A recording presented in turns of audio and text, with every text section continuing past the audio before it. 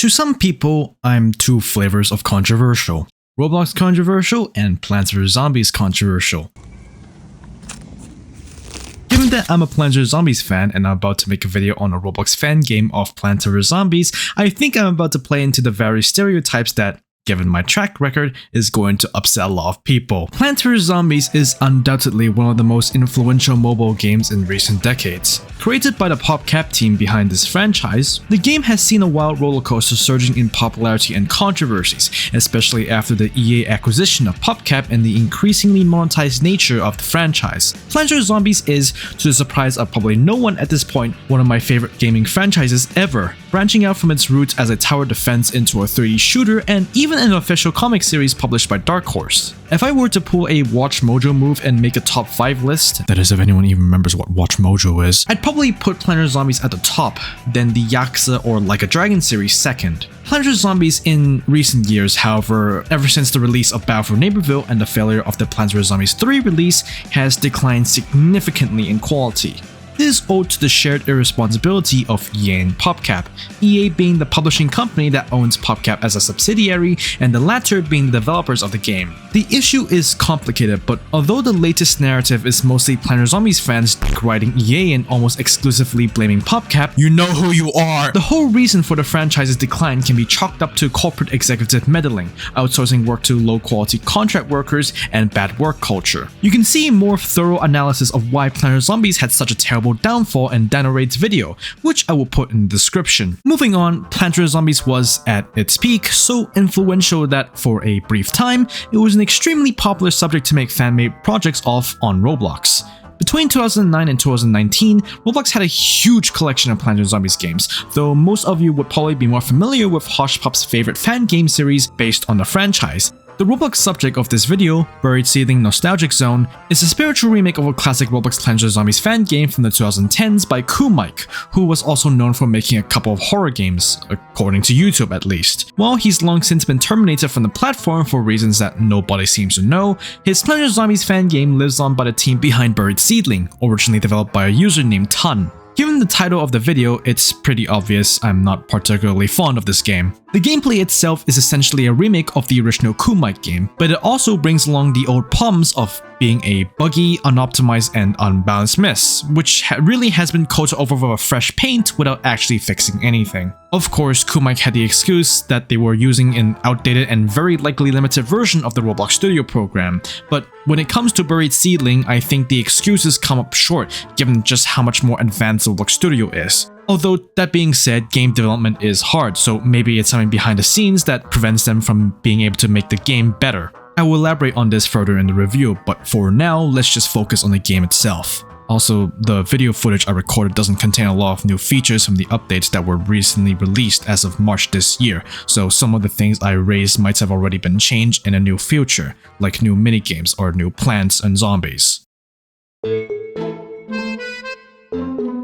The gameplay is basically a slightly more interactive version of Plants vs Zombies. While some things have been simplified for the sake of transitioning the game from 2D top-down, I guess, into a 3D space, the general aspect of the game is still the same. To those who haven't even played the first Plants vs Zombies game, it's pretty simple. You have 5 different battlegrounds to defend your house from zombies: front yard, backyard, and the rooftop. I say 5 as the front yard and backyard levels have a day and night section in the original game, which facilitates the need to adopt a different strategy, such as night levels not dropping sun, nocturnal mushrooms requiring coffee beans to be woken up, graves rising during the front yard night levels, or, exclusive to the nighttime backyard, a blinding fog that covers a portion of the level, which needs a light-based plants to clear out, or just, use blower.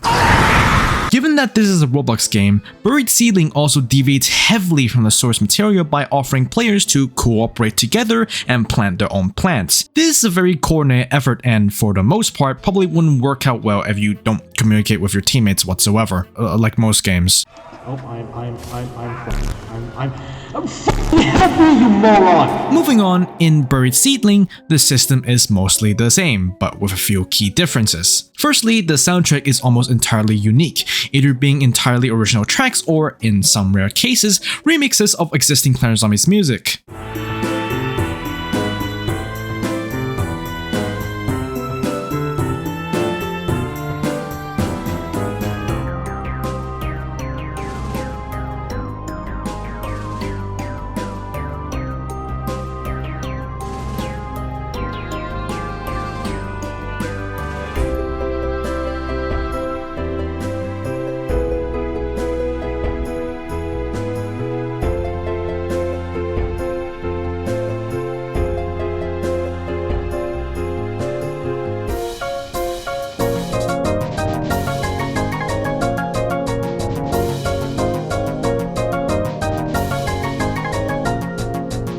No sun fall from the sky. Instead, there's a little button inside of the house next to the entrance that periodically generates sun. Next, you're controlling your Roblox character. To plant defenses, you need to walk over highlighted yellow boxes, but before that, you also need to buy your plants, either with coins or sun. Zombies also only attack in the light green lanes. Likewise, plants can only be planted on those lanes, with the exception of certain special plants from the advanced shop, which I will explain soon. New zombies, both unique to Buried Seedling and new ones from the original Plants vs. Zombies franchise, have been added to the game. Getting coins is slightly more difficult. Since zombies don't drop coins, you can only obtain them through marigolds or converting your sun into coins. The backyard and rooftop are initially locked, preventing players from accessing them. Once they're unlocked, zombies will still keep coming from the previously unlocked sections. For example, front yard zombies will still attack the front yard once the backyard is unlocked, and both sides will keep attacking when the game eventually moves onto the rooftop. During the backyard night stages, there isn't a fog like in the original game. Instead, the entire map is covered in a blanket of darkness, facilitating the need of our lanterns. The Turi Dinky shop and the seed slot system are replaced with a simplified shop system split into two parts: normal and advanced. The normal shop contains regular plants that only need sun to buy. They sometimes switch categories depending on the day or night cycle. The advanced shop contains more powerful plants that can be bought with either sun or coins, but mostly coins. The advanced shop also contains new, unique plants that earned from the original PvZ franchise. These plants are usually the most overpowered, but consequently the most expensive. Keep in mind that some of the advanced plants require you to complete certain prerequisites before being able to use them, like beating certain mini-games. There are also plants or hypnotized zombie exclusive to the points shop, earned by playing the versus minigame. When completing a game, Dr. Zombus doesn't attack from the roof. Instead, he teleports between the front yard and the backyard. Also, the zombies will kill you if you go near them.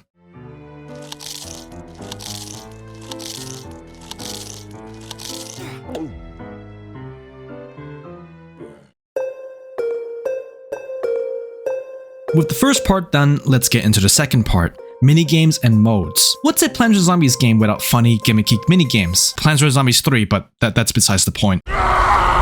In Buried Seedling, that option is present as well, though split up as modes and minigames. What's the difference? To me, none. No clue why they ran with that, so I'll just call them both minigames. Buried Seedling offers a side menu containing minigames. Some of these are new and unique, but others are based on ones that existed in the Plants vs. Zombies franchise or community memes, like deadplants.exe, which was a Plants vs. Zombies creepypasta. Anyways, these minigames come in many forms with their own gimmicks, but for the most part, they're all mostly the same. Play sunflowers, get plants, and win the game. Beating these game modes usually reward plants, like Blower, which is unlocked when you beat Air Raid, which is based on the DS port of Plants vs. Zombies when you're flying a P-Gatling fighting Zomboss. One exception to this is the versus minigame. Since you're pitted against other players, or really yourself, given that basically no one plays this f***ing game mode, you're rewarded with points currency, allowing you to buy special plants and zombies like I mentioned in the first section. There's really nothing left for me to say here. I just want to include this section so I can cover it. I guess I can say that I beat the Gargantuan and a few others, like the Heavenly level, the bigger plants thing, and I don't remember any of the other minigames I played. Anyways, most of you would probably assume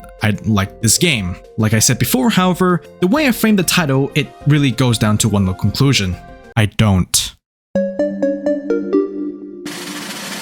Now, I really shouldn't be saying this, but I found out a short bit ago that another YouTuber, Bredian, who I happen to also have known for about a year and worked on 2 of his videos, happened to have been working on a video for Buried Seedling.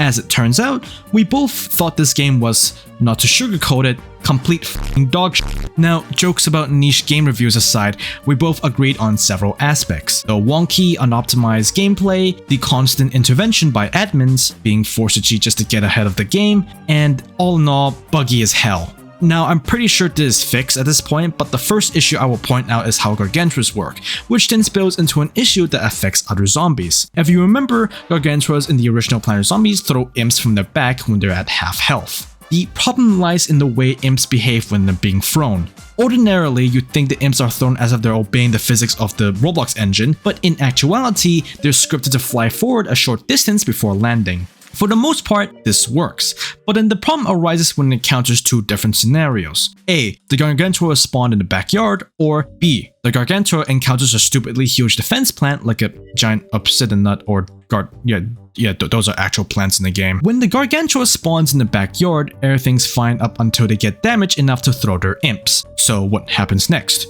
Do the imps just float towards the house like in the front yard? Well, yes, to simulate being thrown of course, but I don't think the imps are meant to crash into the fucking house and cause an instant game over. As for the second scenario, it also applies to when they throw their imps. Sometimes when they throw their imps, they get slightly misaligned from the lane and might end up walking on the dark green lanes. Explicitly, the unplantable and free dark green lanes that both the game and players are meant to ignore. So what does this mean for the team? Well, unless you have an explosive plant, enjoy losing a lawnmower or enjoy your loss, dumbass. This also happens with other zombies as well, like the stupid goddamn crow cunts and the pogo jumpers.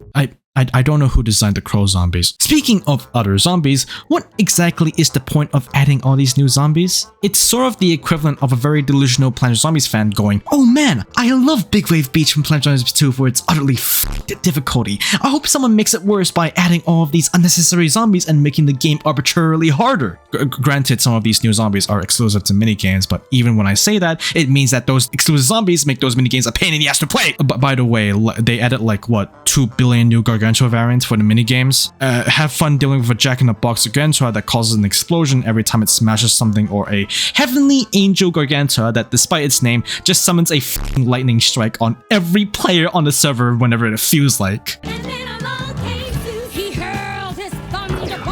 Main game zombies are, like the Gargantuas, already painful to deal with. So you have the pogo jumpers and the crow zombies that I mentioned to have a tendency of glitching out and walking out onto an undefendable lane. Now, what about the digger zombie that will start off from the backyard during the fog level, dig his way to the front lawn, and then emerge from the ground? If it actually worked as intended, it would be fine, but having a magnet shroom take a digger zombie's pickaxe while it's still trying to reach the front lawn, which also means the zombie literally phases through the entire house to get there, it will emerge in the front lawn facing the house, and will cause you an instant game over if you don't have a lawnmower in that specific lane. That is just one zombie, mind you. Okay, so the zombies are utterly scuffed. What about the plants? First off, most of these plants are effectively useless when you get around to unlocking the minigame only plants. This is kind of the same case as in Planet Zombies 2 and the original Planet Zombies game, but bear with me here. Pea shooters and repeaters are obsolete when you can just plant marigolds and get straight to a Gatling pea, while using walnuts and other instant kills to stall the zombies. Triple sunflower from one of the minigames basically gives you a stupid amount of sun and makes the twin sunflower pointless. Actually, why are some of these plants locked to a minigame? Why is the blower plant, the one thing that can easily get rid of the broken crows and balloon zombies, locked to the air raid minigame, which takes 5,000 years to f***ing complete? Oh Christ, even the minigames themselves are awful. I hate every single one of them. Maybe except for like the big plants ones and the Gargantua spam, since they give you a generous plant selection, but from what I've played, the heaven level and the air raid minigame can go fuck themselves. And also the frost and creepypasta ones. Basically, balancing sucks ass. And all of that is compounded by the biggest but most inevitable and likely unfixable issue of all: random teammates.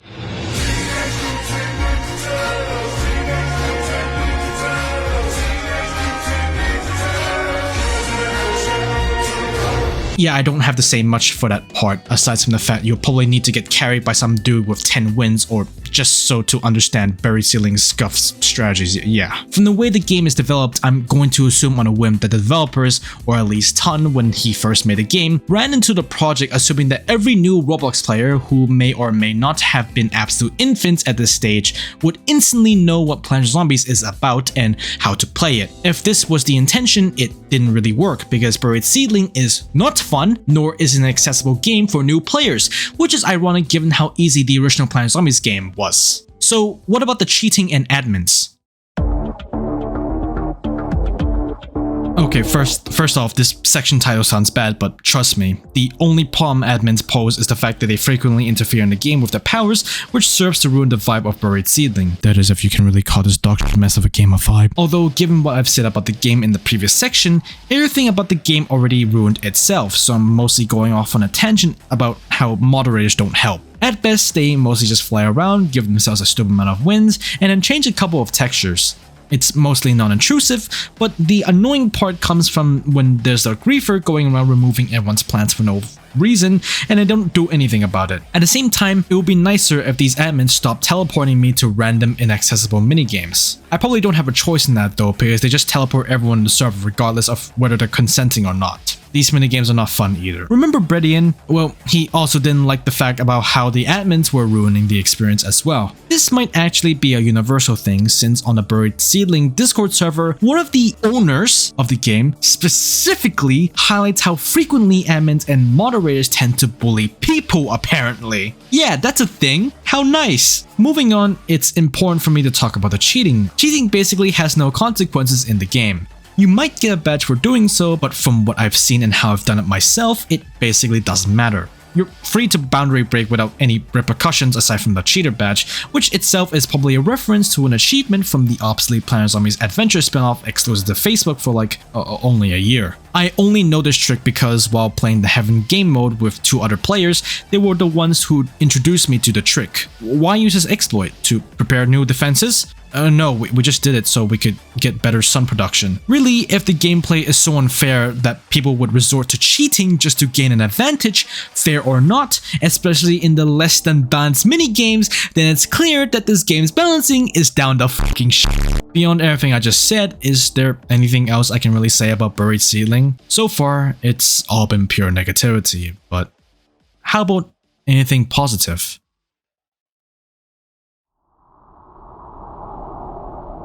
Starting in 2019, Electronic Arts (EA) struck down many Planet Zombies fan games on Roblox via DMCA copyright takedowns. A lot of old Planet Zombies fan games, both new and old, and consequently a chunk of brief Roblox history, was wiped out in just a few days. Some of you might know Hoshpop, a developer on Roblox who created the famous Planet Zombies Tycoon, and alongside other fan games as I mentioned in the intro, like the Battlegrounds PvP game, the Roller Coaster one, and the Obby. Those games don't exist anymore. Battlegrounds is the only survivor, so to say, of Hoshpop's PvZ purge, with its name now being changed to Gardens and Graves to escape copyright, and many of its characters, if not all of them, having a change in design just so they could avoid being taken down. Other games weren't so lucky to escape the purge either, like Insanely Luke's fan game, which a few of you might remember playing. Although a new game named Garden Mayhem is essentially a spiritual successor to the game, it's still tragic knowing the time and effort of these developers have been effectively shut down by EA and PopCap. Some could argue this because of the Roblox developers' ability to make money off these games, such as game passes or premium payouts, but all in all, most of these developers weren't there to make money. They were passionate creators for the most part who wanted to make a fan game dedicated to their favorite franchise, one that's been long since ruined by corporations. Some of you may have already caught on to this earlier in the video, but tunnnn used to be the original creator of Buried Seedling. I say used to because the one you play on is in fact a re-upload. Buried Seedling in its original state used to contain songs directly lifted from the original Planet Zombies game. Now it's been almost entirely replaced with remixes, likely to avoid copyright claims. It's why you hear Tohu while fighting zombies or scuffed versions of Ultimate Battle in some minigames. As much as I hate the game for its awful gameplay, poor balancing, optimization issues, and generally terrible admins, I'll admit that this game has a lot of passion behind it. It's a team of dedicated fans who wish to make a tribute of what is essentially a dying franchise. A franchise that hasn't seen a game that avoided controversy or divisive fan base since 2019. A franchise to which its original creative drivers has since been casted out by an increasingly uncaring corporate entity whose sole purpose is to bring as much profit as they can to their shareholders. Buried Seedling isn't a cheap money grab or a game slapped together in a weekend to exploit young players. It's a genuine passion project that, as much as I despise it in its current state, it didn't deserve to be taken down alongside many other creative Planet Zombies games on Roblox. But even with its revival, I think it's likely that, given a short few months or years if they're lucky, Buried Seedling will be struck down by copyright. It's an inevitability that we all just have to accept now.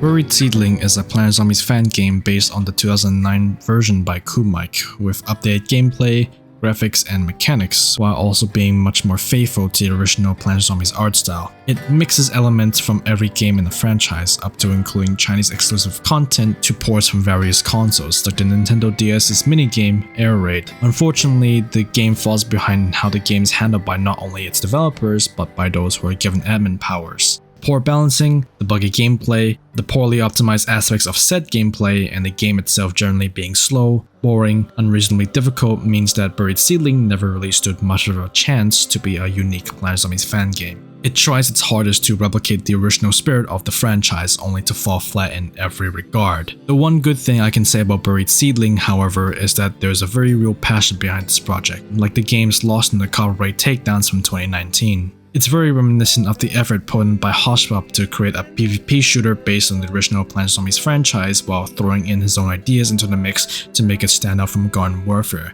like how Buried Seedling tries to mix and match existing and original ideas to make their games, though not without problems. As far as I know though, as long as EA and PopCap keep fan products down and the current goes up, Plants vs Zombies as a franchise will be dead in a few short years. That is, if the franchise hasn't already been a shambling zombie corpse for years now. More importantly to the video though, Buried Seedling could have been a good game, but it failed.